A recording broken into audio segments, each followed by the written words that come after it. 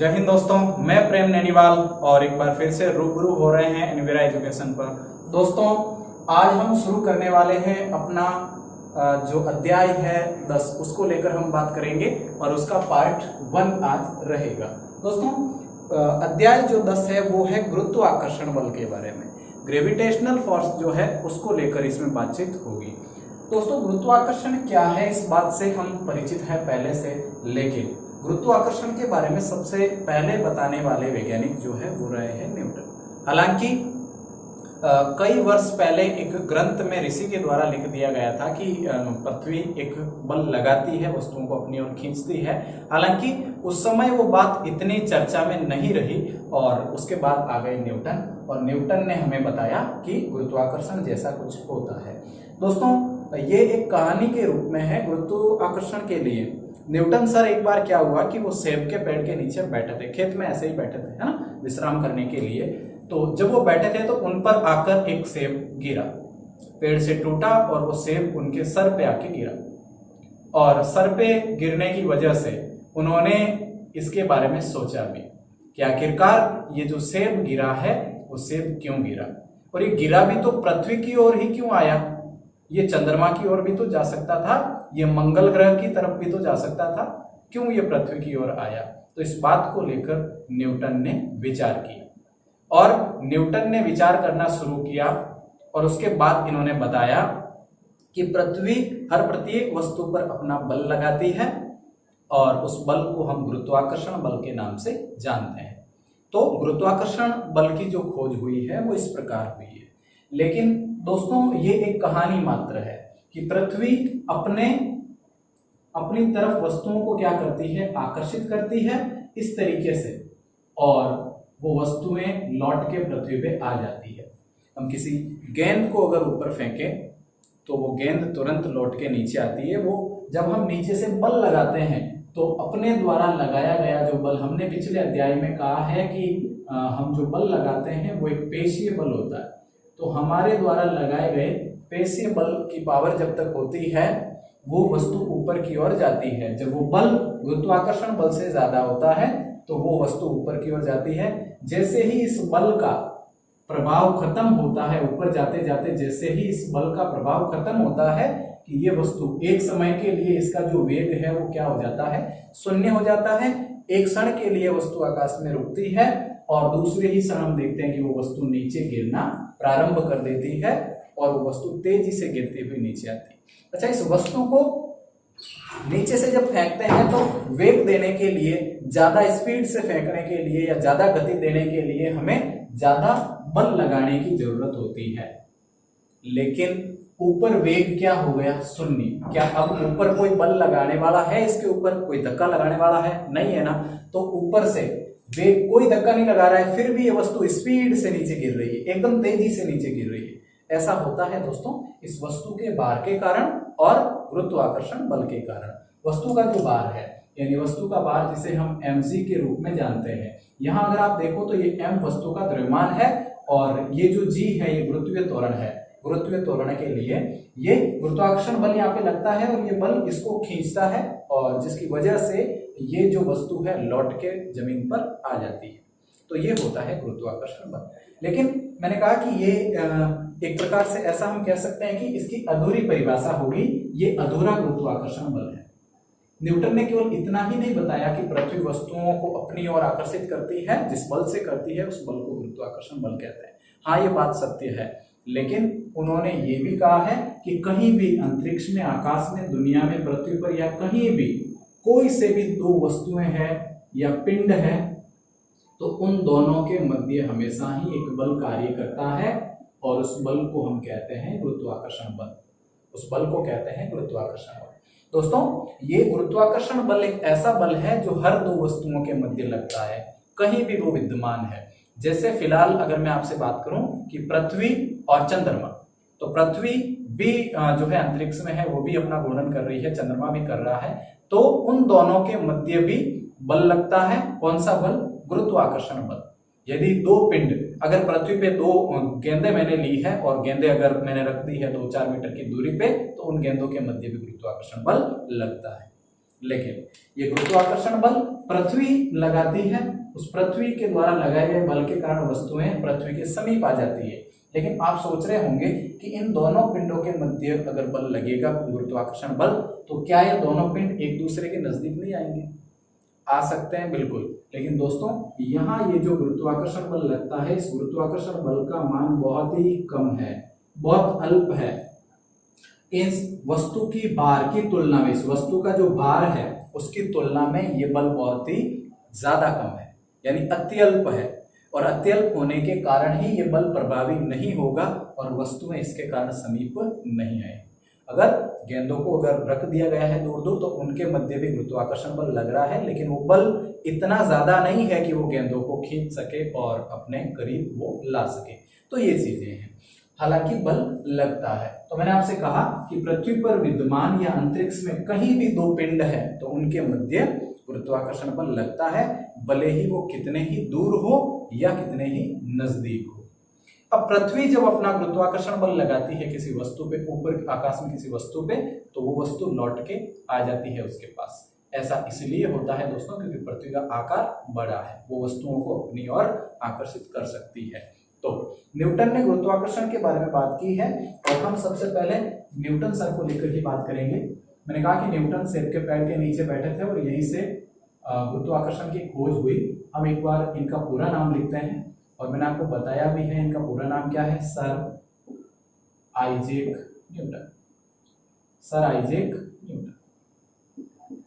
अच्छा, ऐसा मान लीजिए कि फिजिक्स में बहुत खोजें इन्होंने की है, बहुत ज्यादा साथ दिया है, भले गति को लेकर हो या फिर बल को लेकर हो, चाहे गुरुत्वाकर्षण बल को लेकर हो। तो न्यूटन सर ने गुरुत्वाकर्षण बल के बारे में बताया है और यह भी बताया है कि पृथ्वी तो गुरुत्वाकर्षण बल लगाती है, लेकिन हर प्रत्येक वस्तु के मध्य, हर दो पिंडों के मध्य गुरुत्वाकर्षण बल कार्य करता है, भले ही वो पिंड कितने भी दूर हो या कितने ही नजदीक हो। जैसे पृथ्वी और मंगल ग्रह के बीच भी गुरुत्वाकर्षण बल लगता है, पृथ्वी और चंद्रमा के बीच भी लगता है, हर कोई वस्तु, दो गेंदें आपने पास में रख दी, उनके मध्य भी लगता है।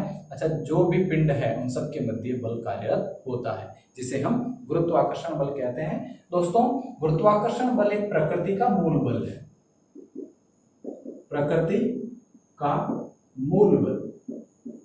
ये गुरुत्वाकर्षण बल प्रकृति का मूल बल है और प्रकृति के मूल बलों की अगर बात करें तो वो मेन रूप से 4 होते हैं। प्रकृति में 4 मूल बल होते हैं, जिसमें से सबसे पहला जो बल है वो है अपना गुरुत्वाकर्षण बल, गुरुत्वाकर्षण बल। दूसरा जो मूल बल है वो आप आगे पढ़ोगे विद्युत चुंबकीय बल, विद्युत चुंबकत्व जिसे आप कह सकते हैं, विद्युत चुंबकीय बल कह सकते हैं। और तीसरा जो है वो है आपके दुर्बल बल। ये सब अलग अलग जगह विद्यमान होते हैं। और चौथा और अंतिम जो है वो नाभिकीय बल, यानी कि नाभिक में होता है, नाभिकीय बल। तो ये 4 मूल बल है और ये जो गुरुत्वाकर्षण बल है ये इन्हीं 4 मूल बलों में से एक है। पृथ्वी के जो 4 मूल बल है उनमें से एक है। लेकिन ये जो गुरुत्वाकर्षण बल है दोस्तों एक प्रकार का वीक बल है, बहुत ही दुर्बल है, ज्यादा प्रभावी नहीं है, यानी कि वस्तुओं को अपनी ओर, वस्तुओं को एक दूसरे से आकर्षित नहीं करवा सकता। तो ये था गुरुत्वाकर्षण जिसके बारे में हम पढ़ रहे थे। अब एक बात मैं आपको और बताना चाहता हूं और वो बात आपके लिए नई है। क्या है नई बात? क्या है? अभिकेंद्रीय बल। अभिकेंद्रीय बल, ये बल क्या है और इस बल को मैं अभी आपको क्यों बता रहा हूं, ये जानकारी भी ले लीजिए।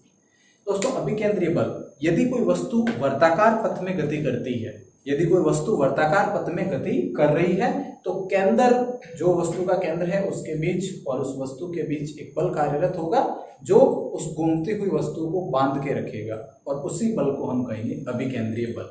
और ये अभिकेंद्रीय बल आप इसे छोटा बल मत मानिए, बल्कि पृथ्वी जो गति करती है, वर्ताकार गति करती है सूर्य के चारों ओर, वो इस बल के कारण करती है।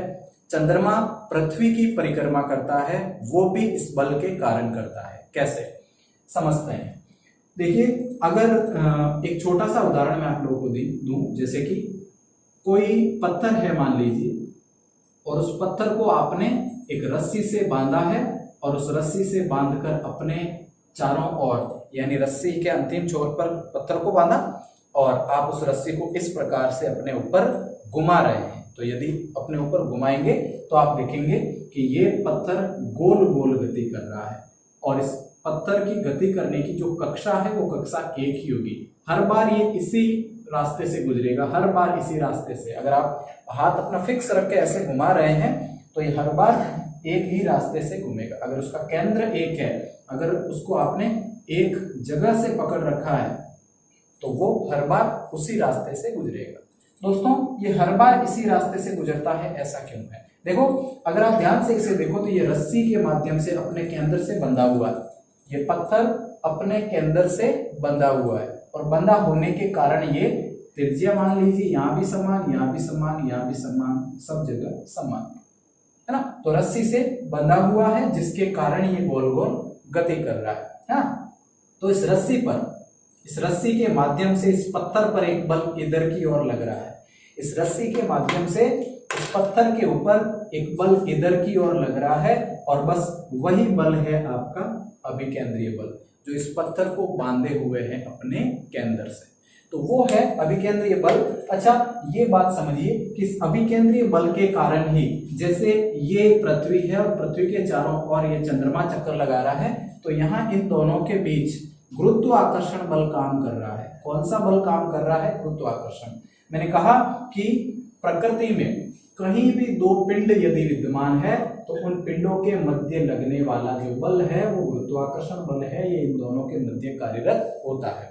कोई भी दो पिंड, तो सपोज कि दोनों जो पिंड है, मान लीजिए चंद्रमा और पृथ्वी है, इस पृथ्वी के चारों ओर ये चंद्रमा चक्कर लगा रहा है ना, तो इन दोनों के बीच आपको पता है कि कौन सा बल कार्य करेगा। हमें पता है कि दो पिंडों के मध्य गुरुत्वाकर्षण बल काम करेगा और ये गुरुत्वाकर्षण बल इसको बांधे रखेगा पृथ्वी से और इस कारण ये अपने पथ में ही गति करेगा। ऐसा नहीं कि कभी इस पथ में से गुजर गया, यहाँ से आके फिर ऐसे गुजर गया, फिर ऐसे गुजर गया, नहीं, वो नहीं होगा। इसका जो पथ होगा परिक्रमा करने के लिए, इसका जो पथ होगा वो रास्ता हर बार एक ही होगा, है ना। और इस वजह से चंद्रमा की कई कलाएं भी बनती है, दिन और रात भी बनते हैं, आप लोगों को मालूम है। तो ये चंद्रमा ऐसे गुजरेगा, इस रास्ते से गुजरेगा और हर बार इसी रास्ते से गुजरेगा। इसका कारण है कि ये पृथ्वी से बंधा हुआ है, इन दोनों के बीच गुरुत्वाकर्षण बल प्रभावी है जिसके कारण ये इधर उधर नहीं जा सकता, बल्कि ये यहीं पे रहना है ना। ये ना तो इधर जाके गति कर सकता है, ना ही इधर, बल्कि ये इस रूप में घूमेगा। तो उसका कारण है दोस्तों अभिकेंद्रीय बल। हम ये कहेंगे कि वर्ताकार मार्ग में चल रही या वर्ताकार मार्ग में गति करती हुई वस्तु और उसके केंद्र के साथ, उसके जो वर्ताकार मार्ग का केंद्र है उसके केंद्र के साथ लगने वाला जो बल है जो वस्तु को बांधे रखता है केंद्र से, वो बल क्या कहलाता है? अभिकेंद्रीय बल कहलाता है। साथ ही गुरुत्वाकर्षण बल के लिए हम ये कहेंगे कि प्रकृति में या अंतरिक्ष में विद्यमान किन्हीं भी दो पिंडों के मध्य जो बल लगता है, आकर्षण बल लगता है, उसे हम गुरुत्वाकर्षण कहते हैं।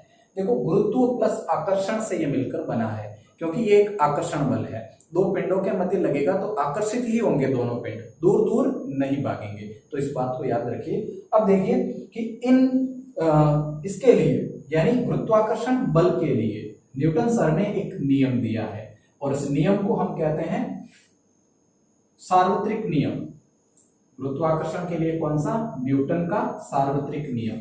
ये नियम क्या कहता है? दोस्तों जानकारी हम ले चुके हैं कि गुरुत्वाकर्षण बल क्या है और अभिकेंद्रीय बल क्या है। साथ ही प्रकृति के जो मूल बल है उनको लेकर भी हमने बात की है। अब आपको मैं ये बताने वाला हूं कि न्यूटन का सार्वत्रिक नियम या गुरुत्वाकर्षण का सार्वत्रिक नियम, आप ऐसे भी लिख सकते हैं। गुरुत्वाकर्षण का सार्वत्रिक नियम, गुरुत्वाकर्षण का सार्वत्रिक नियम।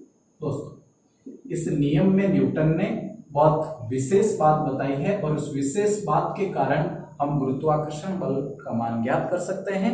हम दो पिंडों के मध्य लगने वाला जो बल है उस बल को भी ज्ञात कर सकते हैं। इन्होंने क्या बताया? देखिएगा, इन्होंने ये बताया कि यदि कोई दो पिंड इस रूप में विद्यमान है, ये दो पिंड है और मान लेते हैं कि इन दोनों पिंडों के मध्य की जो दूरी है वो दूरी दोस्तों d है। आप d मान सकते हैं, आप r मान सकते हैं, जो भी आप माने। मान लीजिए पहला पिंड है, इसे मैं नाम दे देता हूं ए और ये नाम दे देते हैं इसको बी। तो न्यूटन सर ने क्या किया, इसका द्रव्यमान मान के चलते हैं कि m1 और m2 मान लो, या इसका मान लो बड़ा M और इसका मान लो छोटा m, ये इन दोनों का द्रव्यमान है। देखिए गुरुत्वाकर्षण के लिए द्रव्यमान पर भी चीजें निर्भर करती है, तो हम द्रव्यमान को भी लेके चलेंगे। पिंड A है और पिंड A का द्रव्यमान मैंने माना है m, साथ ही पिंड B है और पिंड B का द्रव्यमान मैंने छोटा m माना है, और इन दोनों के बीच की दूरी कितनी है, d, बीच की दूरी d है। अब इन दोनों के मध्य जो गुरुत्वाकर्षण बल लगेगा उस बल को लेकर बात की है न्यूटन सर। देखिएगा न्यूटन सर ने हमें ये बताया है कि इन दोनों पिंडों के मध्य लगने वाला बल, इन दोनों पिंडों के मध्य लगने वाला बल, इन दोनों पिंडों के द्रव्यमानों के, दोनों के द्रव्यमान क्या है m और m, दोनों पिंडों के द्रव्यमानों के गुणनफल के समानुपाती होता है। देखिए कितनी विशेष बात है, उन्होंने ये बताया है, क्या बताया है कि दोनों पिंडों के मध्य, किसी भी दो पिंडों के मध्य लगने वाला बल उन दोनों पिंडों के द्रव्यमानों के गुणनफल के क्या होता है, समानुपाती। दोस्तों समानुपात का यहाँ क्या मतलब है, मतलब ये है कि यदि ये राशि बढ़ेगी तो ये राशि भी बढ़ेगी, यदि ये राशि घटती है तो ये राशि भी घटेगी, ये मतलब है समानुपात का। यानी सीधा सा मतलब है कि बीच लगने वाला बल जो है, यानी जो गुरुत्वाकर्षण बल बीच में लग रहा है वो बल द्रव्यमान पे निर्भर करता है। यानी अगर द्रव्यमान को बढ़ाया गया तो उन पिंडों के मध्य लगने वाला बल भी बढ़ेगा, और यदि द्रव्यमान को घटाया गया तो उन पिंडों के मध्य लगने वाला बल भी घटेगा। कैसे, यदि मैं कहूं कि ये पिंड A इतना नहीं है बल्कि इतना बड़ा है, तो इसका भार ज्यादा है, द्रव्यमान ज्यादा, और द्रव्यमान बढ़ेगा मतलब बल भी बढ़ेगा। यानी छोटे के बजाय बड़े या ज्यादा भारी जो पिंड होंगे, ज्यादा भारी पिंडों के मध्य बल भी क्या लगेगा, ज्यादा लगेगा। अच्छा, कम भार वाले, कम द्रव्यमान वाले पिंडों के मध्य जो बल है वो कम लगेगा। तो सीधी सी बात है कि बल इस पे निर्भर करता है, द्रव्यमानों के गुणनफल के क्या होता है, समानुपाती। ये इस नियम का पहला रूप कहलाया, जिसे हम कहते हैं गुरुत्वाकर्षण का सार्वत्रिक नियम। दोस्तों यहाँ न्यूटन सर ने एक और बात हमें बता दी है, और एक बात ये बताई है कि ये लगने वाला बल जो है, ये बल इन दोनों पिंडों के बीच की दूरी के, दोनों पिंडों के बीच की दूरी के वर्ग के क्या होगा, व्युत्क्रमानुपाती होगा। ये बात हमें बताई है, जो इसकी दूसरी बात है। इसका क्या मतलब है ये भी आप समझ लीजिए। लगने वाला जो बल है, दोनों पिंडों के मध्य लगने वाला बल, वो दोनों पिंडों के द्रव्यमान के गुणनफल के समानुपाती है, और बीच की दूरी के वर्ग के क्या है, व्युत्क्रमानुपाती। दोस्तों जब भी इस समानुपात के आगे 1/, जैसी स्थिति आए तो ये दूरी है, और दूरी के ये क्या है, व्युत्क्रमानुपाती। तब इस निशान का नाम हम कहेंगे कि व्युत्क्रमानुपात, यहां हम कहेंगे समानुपाती, और यहां इस कंडीशन में हम कहेंगे व्युत्क्रमानुपाती। समानुपाती और व्युत्क्रमानुपाती। समानुपात का मतलब है कि ये क्वांटिटी, ये राशि अगर बढ़ती है तो ये भी बढ़ती है, और व्युत्क्रमानुपात का मतलब है कि अगर ये बढ़ेगी तो ये घटेगी, बल क्या करेगा, घटेगा। यदि इसको बढ़ाया गया तो बल घट जाएगा, यदि इसे घटाया गया तो बल बढ़ जाएगा। भाई नॉर्मल सी बात है कि जिस संख्या में ये इसे बराबर मान लीजिए, एक बार के लिए ये बराबर है ना, तो अगर ज्यादा राशि का भाग लगेगा तो संख्या कम होगी कि नहीं होगी। भाई ज्यादा राशि का भाग लगेगा, बड़ी संख्या का भाग लगाने पर संख्याएं छोटी हो जाती है, तो जितनी बड़ी संख्या का भाग लगाओगे उतना, एक तो 8 में 2 का भाग देते हैं, और एक 8 में बड़ी संख्या ना 4 का भाग देते हैं, तो मान कम होता है कि नहीं होता। वैसे ही अगर दूरी को बढ़ाया गया तो दोस्तों बल का जो मान होगा वो घट जाएगा, व्युत्क्रमानुपाती, यानी एक दूसरे से उल्टा है। तो ये दो बातें हमें न्यूटन सर ने बताई है कि जो बल है, दोनों पिंडों के मध्य लगने वाला बल उनके द्रव्यमानों के गुणनफल के समानुपाती और बीच की दूरी के वर्ग के व्युत्क्रमानुपाती होगा। तो गुरुत्वाकर्षण का जो सार्वत्रिक नियम है वो हम इस प्रकार से लिख सकते हैं कि इस नियम के अनुसार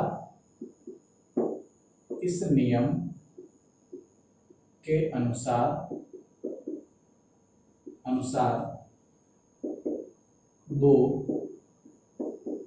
पिंडों के मध्य लगने वाला बल उन दोनों पिंडों के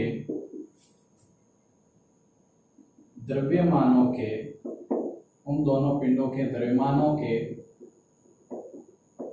गुणनफल के समानुपाती तथा उनके बीच की दूरी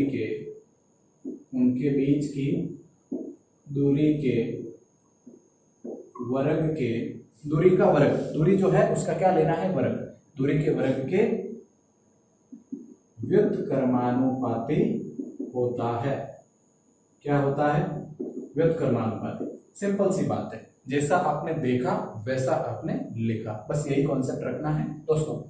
दोनों पिंडों के द्रव्यमानों के गुणनफल के समानुपाती, गुणा करना है दोनों पिंडों के द्रव्यमानों, है ना, और बीच की दूरी के वर्ग के व्युत्क्रमानुपाती। ये बात, अगर मैं इन दोनों समीकरणों को मिला दूं और आपसे कहूं कि समीकरण 1 व 2 से, समीकरण 1 और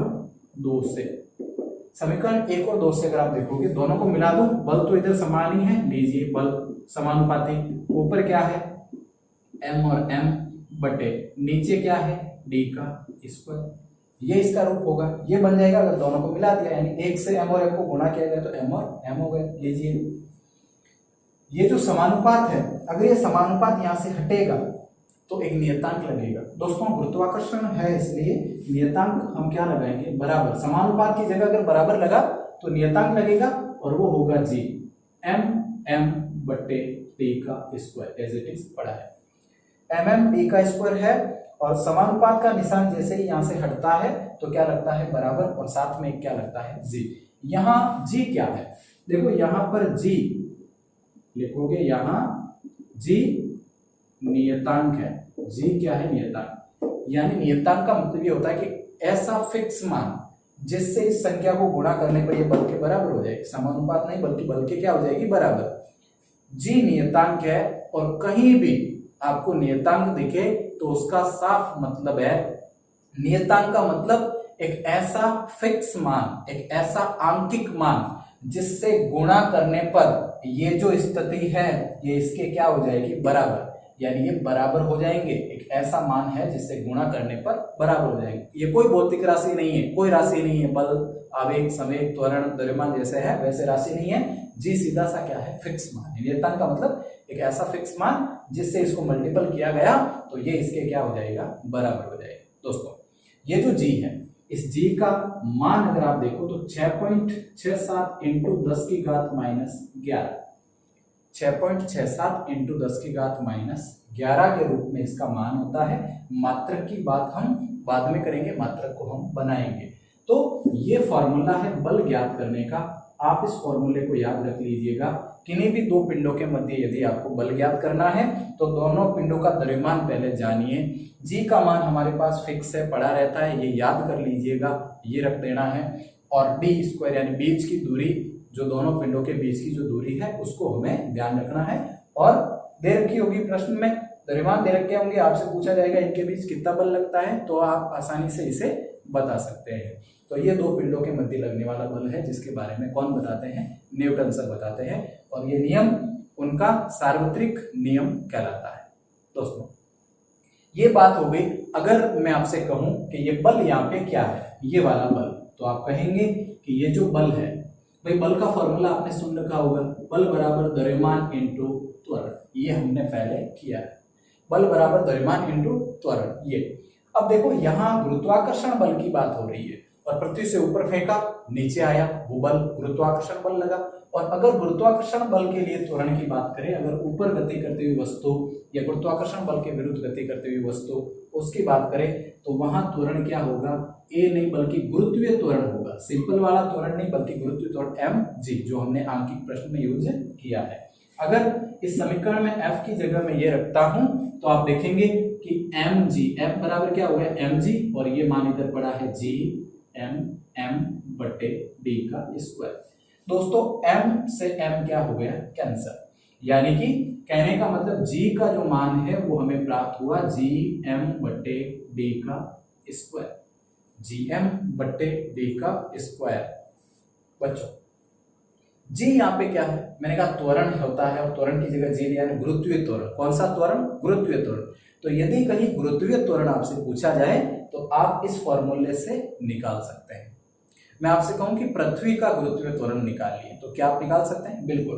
भाई पृथ्वी का गुरुत्वीय त्वरण निकालना है, जी का मान तो फिक्स है इतना, m यानी कि द्रव्यमान पृथ्वी का निकाल रहे हैं तो पृथ्वी का द्रव्यमान रख दीजिए, कितना है वो रख देना है, ठीक है।